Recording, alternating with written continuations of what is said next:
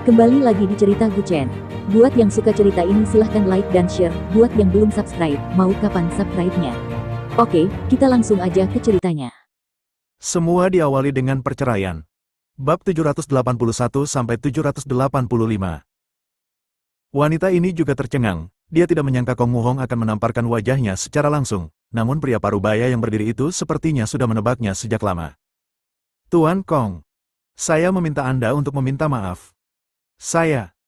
Melihat dia tidak bisa mengucapkan kata-kata untuk waktu yang lama, Kong Muhong kehilangan kesabaran dan hanya menjentikkan jarinya, dan tiga pria kuat bergegas masuk dari pintu. Tuan, kata mereka bertiga serempak dengan hormat. Kong Muhong memegang anggur merah dan berkata dengan tenang, buang ke laut. Biarkan dia menghilang dari dunia ini.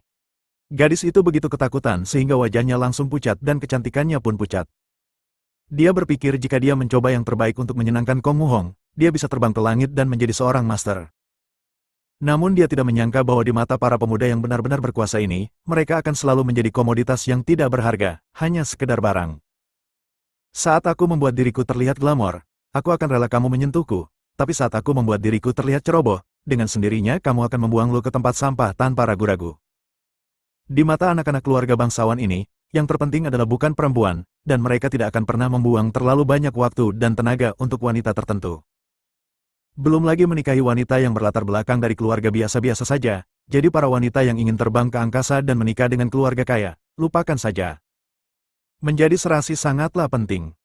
Jika Anda benar-benar ingin menikah dengan keluarga kaya hanya karena Anda cantik, maka tidak ada gunanya mengasihani Anda ketika Anda kalah total pada akhirnya. Wanita ini, yang sebelumnya terlihat sombong, kini berlutut di lantai, bersujud, mengakui kesalahannya, dan menerima penghinaan. Maaf, ini salahku sebelumnya. Maafkan aku. Pria parubaya yang berdiri melirik wanita itu dan berkata dengan suara yang dalam, pengampunan tidak mungkin dilakukan, tapi sebaiknya kamu tidak sombong lain kali. Kamu berada di ibu kota kekaisaran. Itu adalah masalah besar. Paman Hu, mengapa kamu tidak menggunakannya untuk bersenang-senang? Selain itu, dia memeluk dua wanita cantik dan mendorong wanita di depannya ke depan dengan kakinya. Dia terkekeh dan berkata, saya tidak suka wanita yang tidak memiliki penglihatan. Wanita, yang paling saya kekurangan, kamu selalu suka aku. Ayo bermain-main. Betapapun cantiknya seorang wanita, di mata mereka, itu hanya seperti komoditas, dan orang yang berkuasa tidak akan peduli dengan hal-hal yang mudah didapat. Sebaliknya, Kong Muhong tetap menghargai pria parubaya di hadapannya. Pria ini adalah pengawal pribadi yang ditinggalkan oleh lelaki tua itu. Ia juga menangani urusan sehari-hari dan bahkan menjabat sebagai manajer umum klub. Selama itu bukan masalah besar, pada dasarnya dia bisa menanganinya secara pribadi. Belum lagi seorang wanita, jika dia menginginkan wanita lain di kamar pribadi ini, Kong Muhong tidak akan mengatakan tidak. Kong Muhong baru saja mengatakan ini, tapi sebenarnya dia sedang menguji orang ini. Di istana bertembok tinggi, kamu harus selalu waspada, apalagi jika atasan berusaha menunjukkan niat baik, itu bisa terjadi kapan saja, mungkin jebakan digali untukmu. Tidak. Aku tidak tahan dengan wanita tuan muda. Paman Hu melambaikan tangannya sedikit dan terkekeh. Mendengar ini, Kong Muhong juga tersenyum tipis. Baiklah, semuanya, silakan keluar. Saya akan berbicara dengan Paman Hu sendirian sebentar. Dia berdiri dan dengan cepat menarik keluar orang yang duduk di lantai. Tak lama kemudian, hanya Paman Hu dan Kong Muhong yang tersisa di kamar pribadi. Katakan padaku, apa yang terjadi? Pria parubaya itu mengatupkan tangannya dan berkata dengan suara yang dalam, anak dari Jiangsu itu telah pergi ke utara. Meskipun Gu Chen merasa dia melakukannya dengan sempurna dan diam-diam, faktanya, setiap gerakan yang dia lakukan, sejak dia meninggalkan villa, dia sudah diawasi. Berapa banyak orang yang dia bawa? Kong Muhong berkata dengan suara yang dalam sambil membelakangi pria itu. Pria parubaya itu berkata dengan suara yang dalam, dia meninggalkan semua pasukan di Jiangsu dan hanya membawa satu orang bersamanya. Apakah dia benar-benar berencana pergi ke kota Fengtian untuk merampok orang? Sangat mungkin. Kong Muhong memegang tangannya dan tersenyum ringan. Anak itu, jika kamu memberinya beberapa tentara dan kuda, apakah kamu yakin dia bisa langsung berperang melawan keluarga Murong? Meskipun dia belum melakukan kontak langsung dengan Gu Chen, dia dapat dianggap memahami karakter Gu Chen. Tidak ada di dunia ini yang tidak berani dia lakukan. Muda tuan, apakah kita perlu memberitahu keluarga Murong? Pria itu berbisik. Mengungkap keberadaan Gu Chen kepada keluarga Murong juga bisa dianggap mendekatkan hubungan kedua keluarga. Namun, Kong Muhong berbalik dan melirik ke arah dia sedikit. Tidak, bukan saja aku tidak akan menimbulkan masalah, aku harus membantunya kali ini. Membantu? Tuan, apakah saya mendengar Anda dengan benar? Terakhir kali, orang itu mengambil lebih dari 10 miliar dari Anda. Pria parubaya ini tidak mengerti apa yang direncanakan tuan mudanya. Terakhir kali Tuan Tua Gu berlari ke Jiangsu, dan beberapa keluarga besar bergabung untuk mengendalikannya, tetapi tanpa diduga, Gu Chen keluar untuk mengacaukan situasi. Dia bersikeras melumpuhkan 6 budak pedang, dan meminta lebih dari 10 miliar uang tutup mulut kepada keluarga Kong, atau 6 pendekar pedang akan dikirim ke ibu kota untuk dinilai oleh divisi Bingma keesokan harinya. Divisi Bingma adalah organisasi aliansi keluarga, yang dibentuk oleh 9 keluarga besar di ibu kota, untuk menangani beberapa hal setiap hari masalah. Agar tidak meningkatkan keseriusan masalah di antara keluarga bangsawan, keluarga Kong menghabiskan lebih dari 10 miliar untuk menyelesaikan masalah tersebut. Keluarga Kong sedang mencari kesempatan untuk mendapatkan kembali posisi mereka. Di utara saja. Selama beberapa orang bekerja sama, dia bisa tertinggal di es dan salju. Tapi Kong Muhong tidak melakukan itu saat ini. Musuh dari musuh kita adalah teman kita. Kita khawatir tentang bagaimana memutuskan pernikahan antara keluarga Murong dan keluarga Nalan. Bukankah bagus jika orang ini mengambil semua risiko untuk kita? Bukan saja saya tidak menghalanginya, saya juga harus membantunya dengan sekuat tenaga. Mulut Kong Muhong sedikit menyeringai. Pernikahan antara keluarga Murong dan keluarga Nalan secara langsung merusak keseimbangan antara semua keluarga bangsawan. Pada saat itu, tidak ada keluarga bangsawan yang akan menjadi lawan dari keluarga Murong. Tidak ada yang ingin melihatnya. Tapi tidak ada yang berani menghadapi keluarga Murong secara langsung. Pertama-tama, keluarga mereka memiliki 300.000 tentara di utara. Tentara ini menjaga perbatasan sepanjang tahun. Itu tidak bisa dikalahkan oleh tentara keluarga biasa. Selain itu, karena ada Murong Yi di keluarga Murong, dan ibu kota kekaisaran juga terletak di utara tepatnya. Meskipun ibu kota kekaisaran adalah ibu kota kerajaan Xia, yaitu ibu kota ekonomi dampak di sini masih dipengaruhi oleh Murong Yi. Wanita ini secara langsung mempengaruhi perekonomian seluruh utara. Begitu seseorang menargetkan keluarga Murong, dia dapat mengambil tindakan defensif untuk menekan keluarga lain secara finansial. Tanpa dukungan finansial yang memadai, dia secara alami tidak akan memiliki kekuatan untuk menargetkan keluarga Murong. Oleh karena itu, meskipun ibu kota tidak ingin melihat kedua keluarga tersebut bersatu dalam pernikahan, tetapi tidak ada cara untuk mengalahkan keluarga Murong. Sekarang Gu Chen telah muncul di jalan, itulah yang diinginkan semua orang. Biarkan pemuda bodoh ini menanggung semua risikonya, dan mungkin dia bisa dihancurkan bersama keluarga Gu. Ini adalah pembunuhan yang sebenarnya dengan meminjam pisau orang lain. Setelah mendengar perkataan Kong Muhong, pria parubaya itu terdiam dan tidak ingin mengatakan apapun lagi.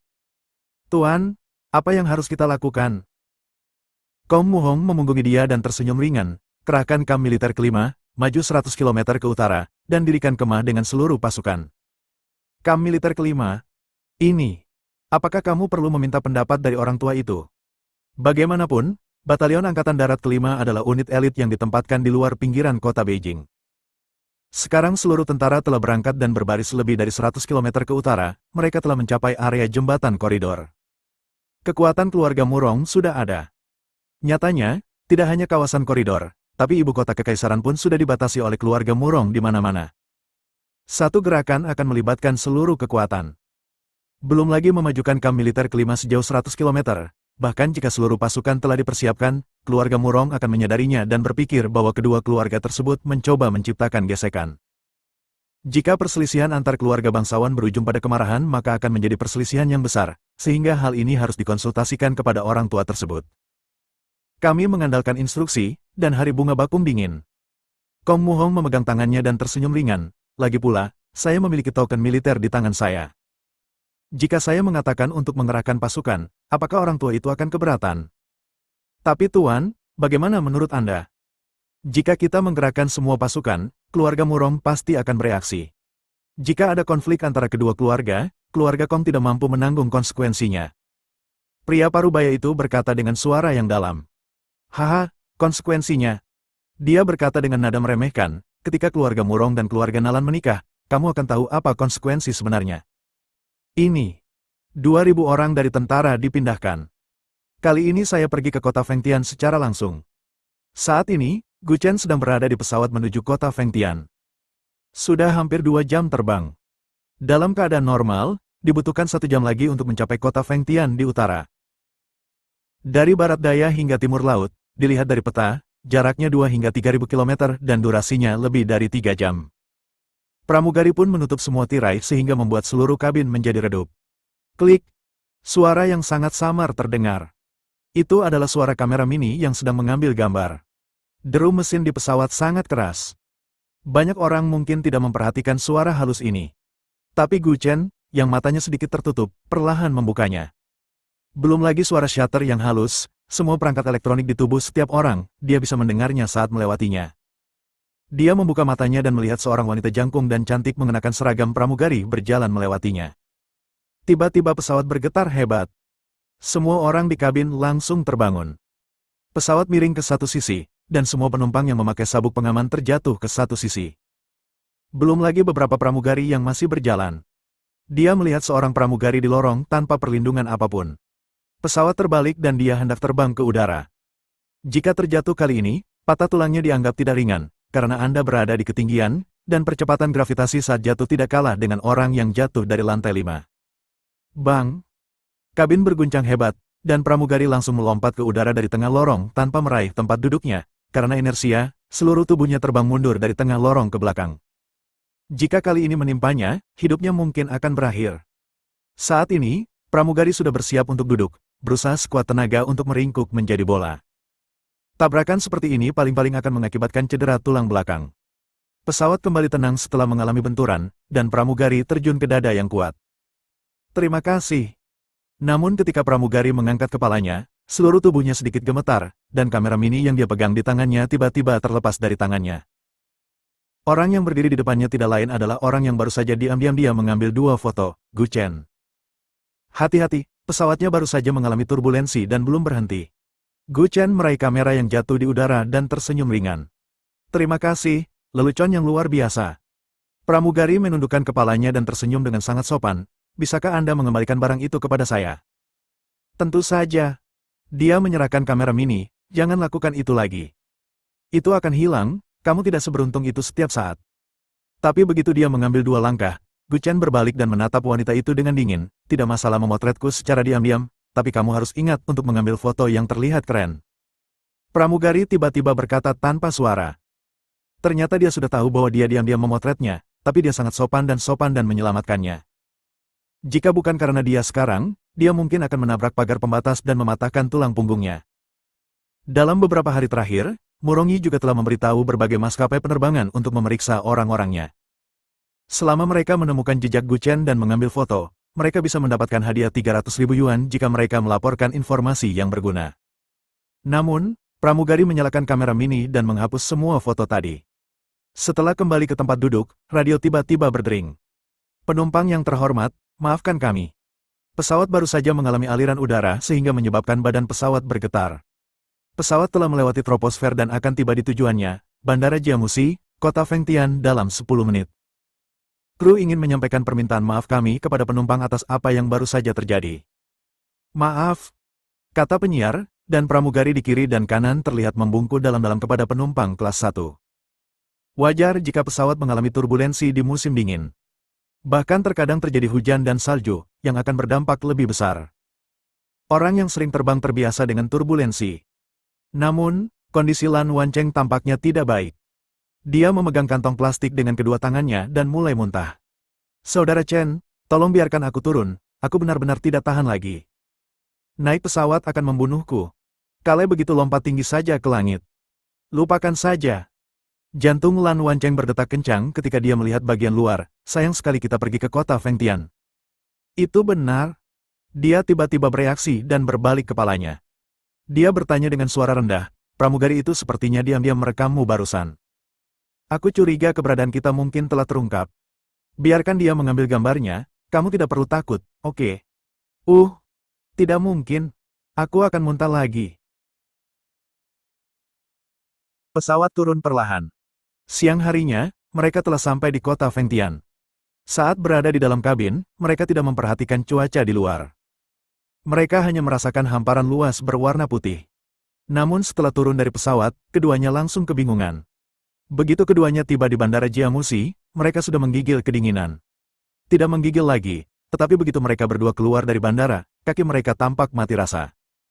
Gu Chen baik-baik saja, dan fisiknya selalu kuat, tetapi Lan Wancheng sudah bingung dengan tebalnya salju terbentang di depannya. Apakah di utara sangat dingin? Dia perlahan mengeluarkan ponselnya dan melihatnya. Suhu hari ini minus 30 derajat. Brengsek. Kita mau kemana sekarang? Lan Wancheng menoleh ke arahnya dan bertanya dengan lembut. Gu Chen juga memeriksa ramalan cuaca terkini. Besok akan cerah secara bertahap. Tak perlu dikatakan lagi, tidak mungkin keluarga Murong mengadakan pernikahan hari ini. Dalam cuaca bersalju, tidak ada yang akan pergi, tidak peduli seberapa dekat hubungannya, terutama karena tidak mudah untuk pergi jalan-jalan saat ini, tidak peduli apakah Anda memiliki mobil bernilai jutaan atau mobil bernilai ratusan juta, Anda mungkin akan bergerak di jalan. Di utara, Anda dapat melihat deretan mobil yang saling bertabrakan kapan saja. Mustahil untuk berhenti meskipun Anda berkendara sejauh 30 yard dan mengerem. Pergi ke kuil kuda putih Langsan. Gu Chen memasukkan ponselnya ke dalam tasnya dan berkata dengan suara yang dalam. Ah, tidak, Saudara Chen, salju turun sangat lebat. Apakah kamu benar-benar ingin pergi ke gunung untuk mencari biksu tua itu? Lan Wancheng berkata dengan wajah terdiam, bahkan jika kamu pergi, bisakah kamu membiarkan aku makan sesuatu yang panas? Mari kita bicarakan nanti. Ayo keluar dari bandara dulu. Mereka berdua sebenarnya memakai banyak pakaian, tapi bagi orang-orang dari utara, mereka masih terlalu muda, dan mereka datang ke sini hanya dengan mengenakan pakaian jaket kecil berlapis kapas. Masih ada orang di sini yang tidak memakai celana katun besar. Untungnya, keduanya adalah praktisi seni bela diri dan masih dapat bertahan di daerah dingin yang parah. Setelah makan, keduanya menuju ke Langsan, yang jaraknya lebih dari 30 km dari kota, di tengah salju tebal. Yang terpenting adalah berjalan kaki hari ini sama dengan lumpuh. Tidak lama setelah keduanya turun dari pesawat, Bandara Jiamusi mengumumkan penutupan semua pesawat dan melarang lepas landas untuk datang ke utara. Dengan berjalan cepat bersama King Gong, keduanya bisa mencapai jarak 30 km dalam waktu setengah jam di hari yang cerah. Namun, karena salju tebal menghalangi jalan, butuh waktu lebih dari 2 jam untuk mencapai kaki gunung. Saudara Chen, aku tidak bisa melakukannya lagi. Biarkan aku istirahat. Lan Wancheng berkata dengan terengah-engah sambil duduk di atas salju tebal. Biasanya aku memintamu untuk lebih banyak berolahraga, tapi sekarang kamu tahu fisikmu kurang bagus kan? Gu Chen memutar matanya ke arahnya dan berkata sambil tersenyum bercanda. Omong kosong. Kamu memakai sangat sedikit dan aku memakai lebih banyak daripada kamu. Bagaimana aku bisa berlari lebih cepat darimu? Gu Chen hanya mengenakan mantel dan syal yang dirajut oleh Guan Ying sendiri, tetapi Lan Wancheng sudah mengenakan jaket dan 2 sweater wool, tetapi pada suhu 30 derajat di bawah nol, tangan dan kakinya masih kedinginan. Oleh karena itu, sulit menggunakan King Gong di tempat seperti itu. Maaf, apakah kedua tuan ini adalah Tuan Gu dan Tuan Lan? Saat keduanya sedang berbicara, seorang biksu muda tiba-tiba muncul di belakang mereka. Gu Chen dan Lan Wancheng tiba-tiba berbalik. Seorang biksu muncul tepat di belakang mereka, membuat Gu Chen dan Lan Wancheng tidak dapat bereaksi. Mengapa kamu berjalan tanpa mengeluarkan suara apapun? Lan Wancheng tiba-tiba menoleh dan melihat sekeliling dan berseru. Pada hari bersalju seperti itu, akan terdengar bunyi mencicit saat Anda menginjaknya, sehingga mudah untuk mendeteksi adanya seseorang di dekatnya. Namun ketika biksu kecil ini muncul di belakang mereka berdua, belum lagi Lan Wancheng tidak menyadarinya, bahkan Gu Chen yang selalu lebih waspada pun tidak menyadarinya sama sekali. Ya, itu kami. Lalu siapakah kamu? Gu Chen selalu sopan dan mengangguk hormat. Guruku berkata bahwa hari ini turun salju lebat, dan ini merupakan keberuntungan. Kesempatan besar akan tiba. Jadi dia memerintahkanku untuk turun gunung, menjemputmu. Aku telah menunggu kalian berdua selama 3 jam. Dengan gerakan khusus Buddhis dan menundukkan kepalanya, dia mengangguk sedikit dan berkata, Amitabha, 2 dermawan, silakan naik gunung bersama saya. Guru telah membuat teh dan sedang menunggu kalian berdua. Ketika dia mendengar ini, meramal bukanlah hal yang aneh, tetapi bisa sangat akurat. Tampaknya biksu tua ini punya sesuatu. Tidak heran Gu Chen datang ke utara dan ingin berkunjung langsung. Perhitungan biksu tua ini cukup akurat. Dia benar-benar dapat menghitung bahwa peluang besar telah tiba, dan itu adalah sesuatu. Lan Wancheng terkekeh sambil mengikuti di belakang. Biksu ini memiliki pengetahuan, tolong jangan bicara omong kosong nanti. Kata Gu Chen, dan Lan Wancheng mengangguk.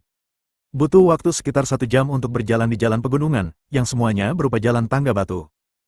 Salju turun dan jalan di gunung menjadi dingin. Kuncinya adalah tidak ada pagar pembatas di kedua sisi. Bahkan jika Lan Wancheng dan Gu Chen berjalan dengan hati-hati, kaki mereka mungkin akan terpeleset. Namun, biksu kecil itu meletakkan tangannya di punggung dan berjalan cepat tanpa terpengaruh oleh salju tebal. Dan saljunya aneh. Ada salju lebat di sepanjang jalan menuruni gunung, tetapi begitu kami sampai di gunung, salju sepertinya berhenti. Ketika mereka sampai di gunung dan melihatnya, mereka melihat hamparan putih luas di bawahnya. Rasanya seperti dia bisa melihat puncak gunung dan melihat semua gunung kecil dalam sekejap. Pemandangan yang sangat indah. Gu Chen tidak bisa menahan diri untuk tidak berseru sedikit di dalam hatinya. Dua dermawan, kita sudah sampai. Melihat gerbang kuil kuda putih, mereka berdua berjalan lebih cepat. Saat ini, kota Fengtian, keluarga Murong. Di ruang tamu, setelah pengurus rumah membisikkan sesuatu di telinga Murong Yi, ekspresinya tetap serius. Kamu terus makan, aku akan keluar untuk mengurus beberapa hal. Murong Waner duduk di tepi sofa dan tersenyum ringan. Kakak, dia tidak akan bisa ke sini, kan? Tidak ada penerbangan utama dari dan ke bandara Jiamusi. Semuanya tidak berfungsi. Saya sudah mengaturnya. Hei, sepertinya aku bertekad untuk menikah kali ini. Dia duduk di sebelahnya dan menggelengkan kepalanya sedikit, pura-pura menghela nafas. Murong Yi sangat marah sehingga dia berdiri dan mengikuti pengurus rumah tangga ke ruang kerja di lantai atas. Brak! Dia benar-benar di sini. Murong Yi menepuk meja dengan keras dan berkata dengan suara yang dalam. Benar sekali, seseorang melihatnya di bandara. Pengurus rumah tangga itu sedikit mengangguk, dan ada informasi bahwa terakhir kali mereka terlihat adalah di pinggiran kota menuju Gunung Langsan. Murong Yi mengernyit sedikit dan memandangnya dengan heran, dia pergi mencari Biksu Yideng. Bagaimana dia bisa mengenal Biksu Yideng? 20 tahun lalu, dia datang ke rumah Murong untuk meminta sedekah. Keluarga Murong baru saja memberinya 2 roti kukus, dan setelah Biksu Yideng selesai makan, dia tidak punya imbalan apapun, jadi dia meraih Murong Yi dan menatap wajahnya. Melihat hal tersebut, ia langsung kaget.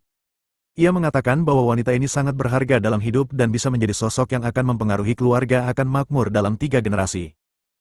Hanya karena dia meramalkan kejadian Murong Yi dengan sangat akurat, reputasinya semakin besar.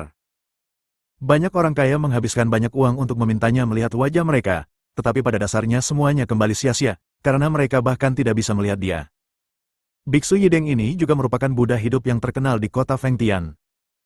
Dupa di kuil Baima selalu kuat, meski orang tidak tahu apakah memuja Buddha di kuil ini dapat melindungi diri mereka sendiri. Namun masih banyak sekali orang yang rela mendaki gunung untuk beribadah setiap tahunnya. Para biksu di vihara mengatakan bahwa jika hati ikhlas maka akan spiritual, dan jika hati tidak ikhlas maka tidak akan spiritual. Beberapa orang telah menikah selama 10 tahun dan tidak memiliki anak, tetapi segera setelah pasangan tersebut pergi ke kuil untuk membakar dupa dan berdoa memohon berkah, tersiar kabar bahwa mereka hamil. Itu menjadi tabir suci bagi banyak orang. Apalagi pendakian ke atas gunung itu terjal, dan hanya tangga batu curam yang bisa digunakan untuk mendakinya. Setiap langkah yang Anda ambil seperti berdoa 3 kali dan 9 kali bersujud.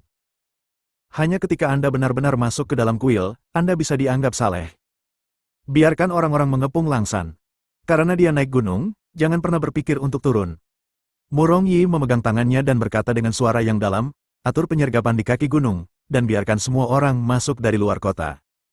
Aku tidak akan pernah membiarkan siapapun mengecaukan rencanaku. Mengelilingi Gunung Langsan. Pengurus rumah tangga juga memandangnya dengan heran, Nona, jangan memprovokasi Biksu Yideng ini agar tidak menabrak ke dalam Buddha. Ketika saatnya tiba untuk melibatkan Buddha, segalanya akan menjadi lebih merepotkan. 3 tipe orang yang tidak boleh terprovokasi adalah Miao, Biksu, dan jalanan. Sedikit manipulasi keberuntungan keluarga Anda dapat menghancurkan sebuah keluarga. Jadi ketika banyak orang bertemu dengan orang-orang dari 3 tipe ini, kebanyakan dari mereka memilih untuk mengambil jalan memutar. Jika memang tidak ada cara untuk menghindarinya, maka kita tidak ingin terjadi konflik. Biksu biasa tentu saja tidak perlu takut, tetapi Biksu Yideng ini memang memiliki sesuatu yang istimewa. Kuil Kuda Putih telah ditinggalkan selama beberapa dekade sebelum dia datang. Namun setelah dia datang, dupa di Kuil Kuda Putih mulai semakin makmur. Biksu biasa pasti tidak akan memilih kuil yang sudah lama ditinggalkan. Sekalipun mereka akan pergi ke tempat yang dupanya masih kuat untuk menjadi biksu, tetapi biksu ini berbeda. Dia langsung mendaki gunung menuju kuil Kuda Putih yang bobrok dengan hanya tersisa beberapa tembok. Dari sini saja, kita dapat membedakan antara biksu ini dan orang biasa. Selain itu, kuil Kuda Putih secara paksa dibangun kembali pada periode ketika dupa berada pada puncaknya. Konon terdapat patung Buddha emas di dalam kuil yang dibawa oleh Biksu Yideng. Gerbang kuil tidak pernah ditutup, namun tidak ada perampok atau bandit yang berani naik gunung untuk mencuri apapun. Jika biksu tua itu membantu keluarga Murong saya akan memastikan kuilnya makmur, tetapi jika dia membantu orang itu, dia akan menjadi musuh keluarga Murong saya. Pilih yang mana yang lebih penting. Ia sendiri yang bisa membedakannya, dan menempatkan pasukan di kaki gunung adalah sebuah peringatan. Saya sarankan mengatur orang-orang di kota kecil di kaki gunung. Dengan cara ini, itu tidak dihitung sebagai tabrakan. Biksu Yideng juga seorang ahli yang langka. Kecuali diperlukan, yang terbaik adalah tidak berkonflik dengannya. Dia juga sedikit mengangguk, menunjukkan bahwa dia setuju dengan keputusan tersebut. Saat ini, kuil kuda putih Langsan. Lan Wancheng terbungkus selimut dan minum sup jahe di kamar sebelahnya. Dia masih menggigil. Suhu di kota Fengtian sudah 20 atau 30 derajat di bawah nol, tapi dia tidak menyangka suhu di gunung akan lebih dingin. Di lobi kuil, Gu Chen sedang berlutut di atas tikar, berpikir tentang menyalakan dupa untuk menyembah Buddha. Namun begitu dia berlutut, seluruh kuil bergetar, dan tubuh emas Buddha mulai bergetar. Takdir dermawan adalah Mahayana. Anda tidak perlu berlutut untuk menyembah Buddha saya. Anda cukup berdiri dan mempersembahkan dupa. Aku tidak perlu berlutut. Gu Chen berdiri perlahan dan menepuk lututnya dan berkata dengan bingung. Dia menggelengkan kepalanya sedikit, mungkin semua orang di dunia, kecuali orang tua kandungmu, kamu mampu melakukan ibadahmu. Buddha di kuilku tidak semulia dermawan dalam hal senioritas. Hah? Lan Wancheng sering mengatakan bahwa barang-barang ini tersedia atau tidak, dan hari ini dia mendengar Biksu Yideng mengatakan bahwa barang-barang ini tersedia atau tidak lagi. Hei! Kalian para kultivator selalu suka mengatakan hal-hal yang saya tidak mengerti. Jika kalian tidak berlutut, jangan berlutut. Kalian tidak ingin saya berlutut. Gu Chen menyalakan 3 dupa, membungkuk perlihatkan dupanya, lalu masukkan dupa ke dalam pembakar dupa. Aku tidak bertemu denganmu selama beberapa bulan. Sepertinya lukamu sudah membaik. Biksu Yideng memandangnya dan tersenyum ringan. Jika dia tidak memperbaiki tulang Gu Chen dan menyembuhkan luka-lukanya, dia mungkin sudah mati di luar. Jika nasibnya tidak terlalu buruk, 10 master teratas mungkin tidak akan mampu bertahan dari luka serius yang dideritanya. Dengan semua meridiannya patah dan 108 luka di tubuhnya, dia masih bisa bersikeras untuk keluar dari perbatasan utara. Terakhir kali dia melihat Gu Chen, dia terlihat kuyu dan sepertinya dia akan segera mati. Tapi hanya dalam beberapa bulan, dia hidup kembali. Terima kasih, Guru, karena telah menyelamatkan saya. Jika Anda tidak mengambil tindakan, saya mungkin sudah mati di utara saat itu. Biksu Yideng menundukkan kepalanya dan tersenyum ringan, dermawan Gu ditakdirkan untuk mengalami banyak bencana. Beku yang malang ini dapat menyelamatkan hidupmu sekali, tetapi saya tidak dapat menyelamatkan hidupmu 10.000 kali. Tolong hentikan obsesimu lebih sering. Takdir, biar Tuhan yang memutuskan, aku tidak peduli. Gu Chen mengeluarkan kue teh dari lengan bajunya dan melemparkannya, tidakkah kamu selalu suka minum teh? Aku membawakanmu beberapa makanan khas keluargaku, sebuah hadiah. Teh ini dari teh Senpei Yuansheng, teh Putuohua. Dia telah menghilang selama hampir 40 tahun, dari mana dermawan kecil mendapatkannya? Mata Biksu Yideng berbinar untuk pertama kalinya.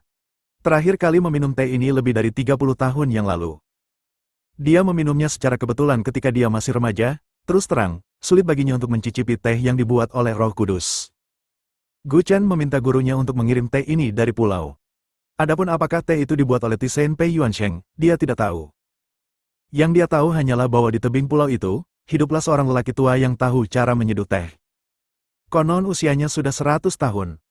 Terlebih lagi, statusnya di pulau itu tidak terlalu tinggi, dan dia hanya bisa tinggal di bagian paling terpencil di Pulau Alcatraz. Namun, Gu Chen tidak menyangka bahwa orang yang tidak mencolok seperti itu akan memiliki reputasi yang begitu baik di luar, begitu juga dengan gelar Santo Teh. Dari siapa itu, aku tidak tahu. Ini hanya teh yang enak. Aku memikirkanmu, seorang biksu tua. Itu menarik. Gu Chen menepuk pundaknya dan berkata sambil tersenyum buruk. Biksu Yideng juga sedikit ragu-ragu. Dia adalah seorang biksu, jadi tidak masuk akal untuk menerima barang orang lain di hadapan Sang Buddha. Itu terlalu berharga. Kue teh yang dibuat oleh orang suci teh menyatu dengan esensi dan darah dari kehidupan biara seumur hidupnya. Kue teh itu sangat berharga di luar. Aku tidak bisa menerimanya. Gu Chen harus mendorongnya 3 kali, dan kemudian dengan enggan biksu tua itu menerimanya, hanya untuk formalitas. Kalau begitu, lupakan saja. Tapi Gu Chen tidak mengikuti rutinitasnya dan mengambil kembali kue tehnya. Hei, anak kecil, kenapa kamu tidak bermain sesuai rutinitas? Siapa bilang aku tidak menginginkannya? Biksu Yideng mengambilnya kembali dan menerimanya langsung di depan Sang Buddha. Kamu adalah biksu palsu, kamu begitu cepat mengumpulkan barang-barang di depan Sang Buddha. Kata-kata dermawan salah. Setelah anggur dan daging melewati usus, aku, Sang Buddha, meninggalkannya di dalam hatiku. Seorang biksu tidak harus hidup sesuai aturan dan peraturan. Dasar biksu palsu. Mengapa saya tidak mencarikan dua gadis untuk Anda? Setelah mengobrol beberapa patah kata dengan biksu tua itu, Guchen kembali ke gubuk di sebelahnya. Hari menjadi gelap lebih awal di utara daripada di selatan, dan hari menjadi sangat larut pada pukul 4 atau 5 sore.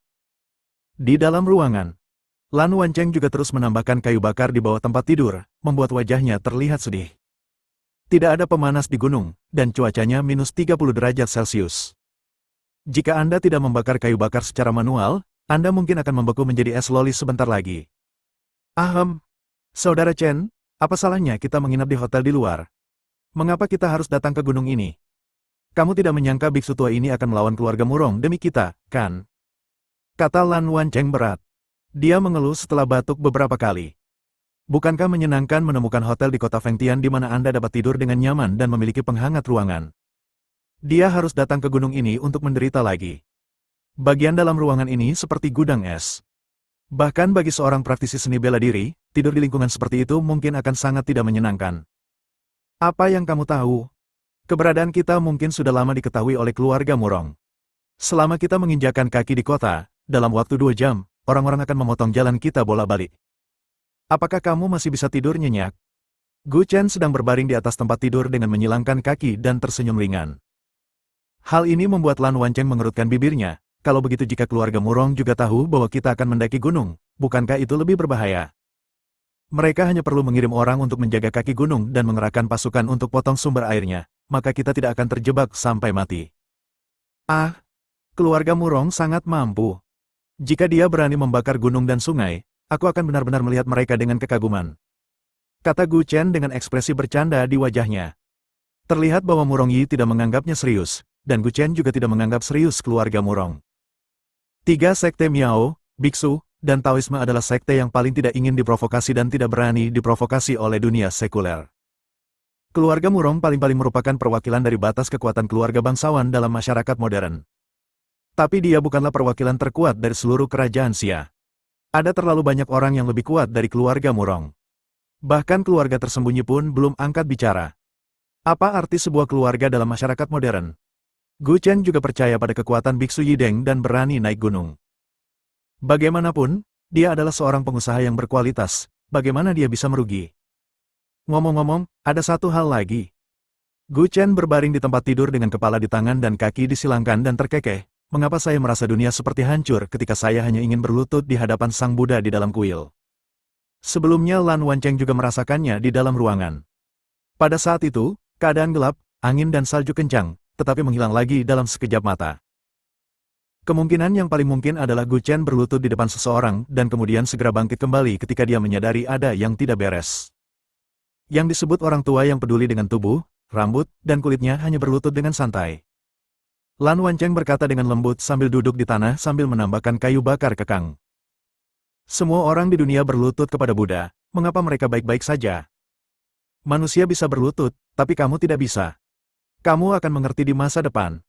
Lan Wancheng menundukkan kepalanya dan mengambil 2 kayu bakar lagi dan menambahkannya. Dia tidak bisa menahan diri untuk tidak bergumam dengan suara rendah. Ketika Buddha bertemu Kaisar Ziwei, dia harus bersikap hormat. Aneh jika dia tahan berlutut ini. Reinkarnasi terakhir Kaisar Ziwei muncul dalam diri Li Ximin dari dinasti Tang. Dia diberkati dengan keberuntungan dan memiliki energi kaisar manusia, jadi setelah kematiannya, dia harus diperlakukan dengan sopan oleh Raja Dunia Bawah. 3 alam juga mengacu pada manusia, dewa, dan hantu. Di antara mereka, dunia manusia berada di garis depan. Orang yang diberkati dengan keberuntungan kerajaan memiliki status yang setara dengan tokoh legendaris seperti Sakyamuni dan Kaisar Langit sedikit lebih tinggi.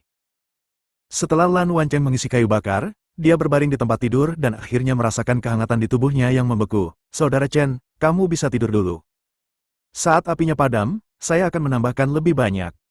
Terima kasih atas kerja kerasmu. Gu Chen membungkus dirinya rata-rata dengan selimut dan berkata sambil tersenyum. Faktanya, selain datang ke kuil ini untuk bersembunyi sementara dari keluarga Murong, alasan terpentingnya adalah Gu Chen benar-benar bisa tertidur di sini, dan tidur nyenyak. Mendengarkan suara ketukan ikan kayu di kuil, diiringi dengan suara para biksu melantunkan sutra, sepertinya masalah dan beberapa obsesi di hati Gu Chen semuanya terhapuskan. Inilah yang dia temukan terakhir kali dia datang ke kuil ini. Selama trompet Sang Buddha berbunyi dan mendengarkan kitab suci ini, dia akan merasa sangat tenang dan tidak akan mengalami mimpi itu lagi. Obsesi di hatinya juga akan banyak dilepaskan, dan kebencian di pikirannya lambat laun akan hilang. Malam itu, dia tidur nyenyak. Seperti biasa, dia harus memperhatikan gerakan di sekitar setiap saat tidur. Tidak banyak waktu tidur malam itu. Tidur terlalu nyenyak juga sangat berbahaya bagi tubuh. Jika bukan karena kebugaran fisik Gu Chen yang baik dan energi yang kuat, dia tidak akan mampu bertahan lama. Angin dingin di luar meniup salju di tanah kemana-mana, dan dengkuran terdengar di dalam kamar. Keesokan harinya. Pagi-pagi.